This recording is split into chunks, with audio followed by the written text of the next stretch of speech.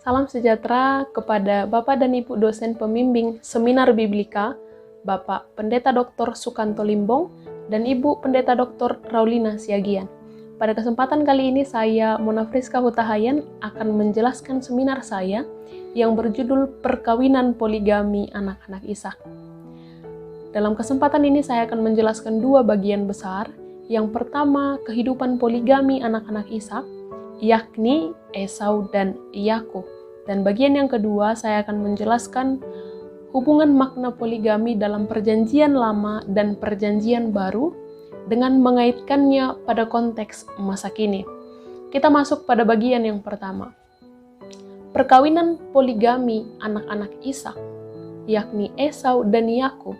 Kita mulai dengan pengertian poligami sendiri. Poligami merupakan sistem perkawinan yang melibatkan satu orang laki-laki yang memiliki lebih dari satu orang istri. Perkawinan poligami sendiri merupakan sebuah hasil dari tradisi patriarki, di mana dalam tradisi ini keluarga yang berasal dari perkawinan merupakan komponen yang penting di dalam masyarakat. Selain itu, sebagai hasil dari perkawinan itu, keturunan merupakan komponen yang tidak kalah penting dalam tradisi masyarakat patriarki. Yang pertama, perkawinan Esau, ia lakukan pertama sekali dengan dua perempuan Het bernama Yudit dan Basmat. Dia mengira bahwasanya perkawinan ini tidak akan berdampak apa-apa. Ternyata kita bisa melihat pada pasal 26 ayat 35 bahwa dikatakan Ishak dan Ribka mengalami kepedihan hati akibat tindakan dari Esau. Hal ini ternyata berasal dari tradisi mereka bahwasanya Abraham pernah melakukan janji, pernah mengucapkan janji bahwa ia akan mengambil istri bagi Ishak dari tanah kelahirannya atau kampung halamannya, Padan Aram, dan ia merealisasikan itu dengan mengambil Ribka dari tanah kelahirannya sebagai istri bagi Ishak. Dan hal inilah yang menyebabkan kepedihan hati bagi Ishak, karena ia mengingat bahwa perjanjian yang telah diadakan oleh bapaknya itu dilanggar oleh anaknya Esau. Hal inilah yang menuntun kita pada perkawinan anak Ishak yang berikutnya, yakni Yakub. Yakub merupakan seharusnya anak bungsu secara biologis dalam keluarga Ishak dan Ribka. Namun atas sebuah eksiden, kecurangan yang dilakukan oleh Ribka bersama dengan Yakub, maka Yakub menjadi anak sulung, dan ialah yang menerima berkat kesulungan yang seharusnya menjadi milik Esau. Peristiwa inilah yang menjadi pintu masuk kepada peristiwa perkawinan poligami yang dialami oleh Yakub. Atas ketakutan yang dialami oleh Yakub, maka Ishak dan Ribka menghantar dan memerintahkan Yakub untuk pergi ke rumah saudara dari Ribka, yaitu Laban. Ia diperintahkan untuk pergi ke sana dengan tujuan perlindungan dan tidak lupa dengan tujuan perkawinan. Esau mendengarkan pembicaraan antara Ribka dan juga Yakub bersama dengan Ishak. Di dalam pembicaraan itu, Esau menyadari sebuah hal yang sangat penting dan merupakan pengantar mengapa Esau melakukan perkawinan poligami yang berikutnya. Esau mendengarkan bahwasanya Ishak dan Ribka tidak sama sekali menyukai perempuan Kanaan yang diambilnya menjadi seorang istri. Dan hal ini merupakan bagian dari konfirmasi yang sangat penting bahwasanya memang Esau tidak berhak mendapatkan hak kesulungan atau posisi kesulungan di dalam keluarga itu. Mengapa dikatakan demikian? Esau telah menjual hak kesulungannya untuk sebuah keinginan duniawi. Berikutnya, ia malah mengingkari perjanjian yang dilakukan oleh leluhurnya atas keinginan dan inisiatifnya untuk menikah kepada dua orang perempuan Kanaan atau 2 perempuan Het, yaitu Yudit dan Basmat. Untuk itulah Esau merasakan bahwa dirinya memang harus memperbaiki kesalahannya. Itulah yang menjadi jawaban mengapa Esau melakukan perkawinan poligami yang berikutnya. Esau berpikir untuk berrekonsiliasi dengan ayah dan ibunya, Ishak dan Ribka, memperbaiki posisinya kembali sebagai anak yang taat kepada orang tuanya. Itulah mengapa ia mengambil seorang perempuan atau anak perempuan dari Ismail yang merupakan sepupunya, karena Ismail adalah saudara Ishak yang berasal dari ibunya Hagar, yang juga merupakan istri kedua dari Abraham. Namun, banyak tafsiran yang mengatakan bahwa usahanya itu ternyata adalah sia-sia dan menempuh jalan buntu, karena perjanjian atas hak kesulungan dan berkat dari Abraham Ishak ternyata telah diturunkan kepada Yakub sebagaimana dideskripsikan pada kelahiran kedua anak Ishak tersebut, bahwasanya anak yang lebih bungsu akan berkuasa terhadap anak yang lebih sulung. Kita memasuki perkawinan poligami yang dilakukan oleh Yakub. Setelah ia tiba di rumah Laban, ia bertemu dengan Laban dan menyatakan maksud dan tujuannya hadir di tengah-tengah keluarga Laban dengan tidak melupakan pertemuan pertamanya dengan Rahel yang dicintainya. Setelah 1 bulan, Yakub tinggal di rumah Laban, baru pun Laban mengatakan dan mengakui bahwa ia adalah bagian dari keluarga kandung Laban sendiri. Dan pada saat itu, perkawinan poligami pertama terjadi pada diri Yakub, bisa dikatakan di luar kendalinya. Yakub menghendaki untuk menikah kepada Rahel.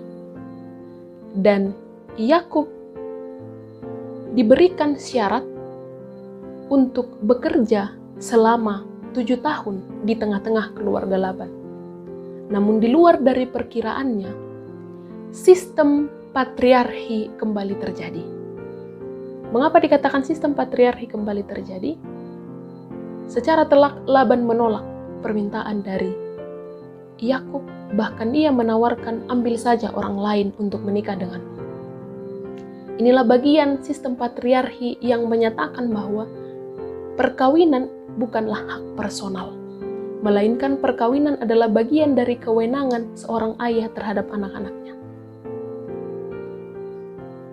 Atas penolakan dari Laban terhadap Yakub, maka negosiasi berikutnya terjadi, di mana Yakub sungguh-sungguh bekerja di sana genap selama 7 tahun, dan tibalah saatnya ia akan menikah dengan Rahel di dalam bayangannya. Tetapi yang terjadi adalah penipuan terhadap dia. Dikatakan penipuan karena ternyata perempuan yang ia nikahi di hari itu adalah Lea, yang merupakan kakak tertua dari Rahel. Pada bagian ini kita akan melihat sistem patriarki yang begitu kuat dan menjadi penentu terjadinya poligami bagi diri Yakub. Yakub mengutarakan ketidaksenangannya dengan tindakan Laban yang seolah-olah mempermainkannya. Namun dengan tegas, jawaban patriarki kembali muncul. Sama sekali tidak biasa bagi kami menikahkan seorang anak perempuan yang lebih muda dan melangkahi saudaranya yang lebih tua. Jawaban ini tentu tidak dapat ditentang oleh Yakub. Sehingga ia kembali bekerja di sana menunggu 7 tahun lagi lamanya. Dan sebuah hal yang menarik, Alkitab menyebutkan bahwa 7 tahun itu dianggap Yakub hanya beberapa hari saja. Dalam bagian ini keinginan personal sudah lebih kuat dalam perjuangan perkawinan antara Yakub dengan Rahel. Namun kita akan kembali melihat bahwa setelah Yakub berhasil menikahi Rahel dan juga telah menikah dengan Lea, bagian atau sisi yang kurang baik dari poligami terjadi secara nyata di tengah-tengah keluarga Yakub bersama kedua istrinya. Tuhan melihat bahwa Yakub tidak mencintai Lea sehingga ia membuka kandungannya, sehingga ia melahirkan anak-anak bagi Yakub. Dan Rahel dibuat mandul dalam jangka waktu yang cukup lama. Perkawinan poligami kembali terjadi ketika Rahel mengajukan untuk memberikan budaknya kepada Yakub untuk diambil sebagai istri, yaitu Bilha. Dari Bilha, maka Yakub mendapatkan 2 anak laki-laki dan dianggap oleh Rahel sebagai jawaban dari doanya. Dan sekalipun itu adalah anak-anak budak, namun Rahel menganggap itu sebagai buah dari tindakan Allah yang telah menatapnya. Berikutnya perkawinan poligami mereka tidak berhenti sampai di sana. Karena berikutnya Lea yang dianggap sudah tidak melahirkan karena sudah tua, malah memberikan kembali budaknya yaitu Zilfa kepada Yakub untuk diambil sebagai istri. Sehingga Zilpa kembali melahirkan 2 anak laki-laki bagi Yakub. Sisi yang ingin kita lihat pada bagian ini adalah perkawinan poligami secara khusus yang dialami oleh Yakub ternyata mengandung persaingan bahkan di tengah-tengah istri itu sendiri. Itulah ringkasan singkat mengenai kehidupan perkawinan poligami Yakub dan juga Esau. Pada bagian yang kedua kita akan masuk bagaimana perkawinan poligami di dalam Perjanjian Lama dan Perjanjian Baru serta kaitannya dengan konteks masa kini. Perjanjian Lama menganggap bahwa perkawinan poligami lazim di berbagai tradisi. Dan dalam hal ini kita membicarakan tradisi di tengah-tengah keluarga Abraham yang kala itu pergi dari tanah kelahirannya. Perkawinan poligami dianggap sebagai bagian dari tradisi patriarki yang bisa mendukung kelangsungan keturunan mereka. Dan perkawinan poligami juga didukung oleh betapa pentingnya variabel keturunan bagi bangsa itu. Bahkan di dalam Perjanjian Lama ditetapkan aturan-aturan bagaimana perkawinan poligami dapat diterapkan antara seseorang laki-laki dengan banyak perempuan sejauh ia memang mampu atau bahkan membutuhkan untuk menikah lagi seperti yang dialami oleh Yakub. Di perkembangan berikutnya, memang di dalam Perjanjian Lama terjadi perubahan-perubahan di mana jika perkawinan poligami itu terjadi kepada budak, maka hak-hak secara sosial baik yang menikah ataupun yang dinikahi mulai diperhatikan. Berikutnya kita akan melihat dalam Perjanjian Baru. Ternyata dalam Perjanjian Baru, perkawinan yang ideal dan perkawinan yang kudus adalah perkawinan yang melibatkan 1 orang laki-laki dan 1 orang perempuan. Dan dalam Perjanjian Baru secara tegas dinyatakan bahwa jika seorang laki-laki mengambil perempuan yang lain setelah ia menikah dengan 1 orang perempuan, maka ia dianggap melakukan percabulan. Sehingga jika kita melihat hubungan PL dan PB dalam memandang poligami, terjadi pergeseran yang signifikan. Karena di dalam PB atau Perjanjian Baru, Yesus secara tegas menyatakan bahwa 2 orang, yaitu laki-laki dan perempuan, masing-masing 1 dipersatukan menjadi 1 daging. Dan yang lebih menarik lagi bahwa di dalam PB, perceraian tidak diperbolehkan.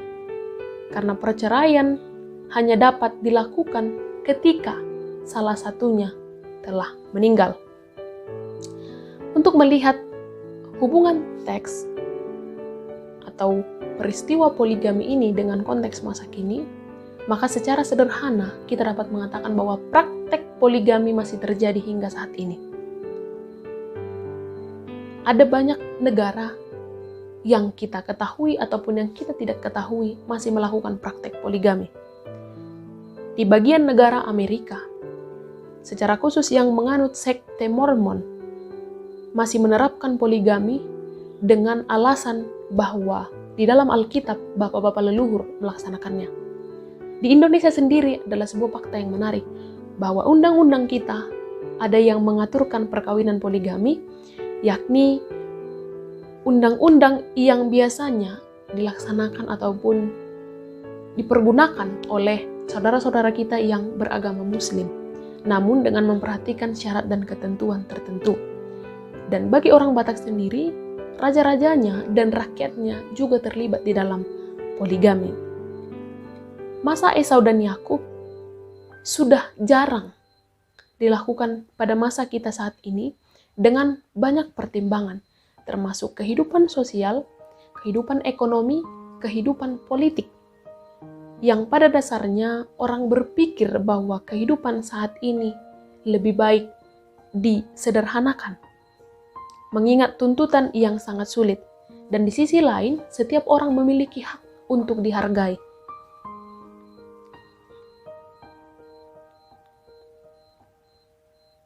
Pada bagian akhir, kita akan memasuki kesimpulan bahwa kehidupan poligami Esau dan Yakub adalah bagian dari sistem patriarki yang berlaku pada saat itu.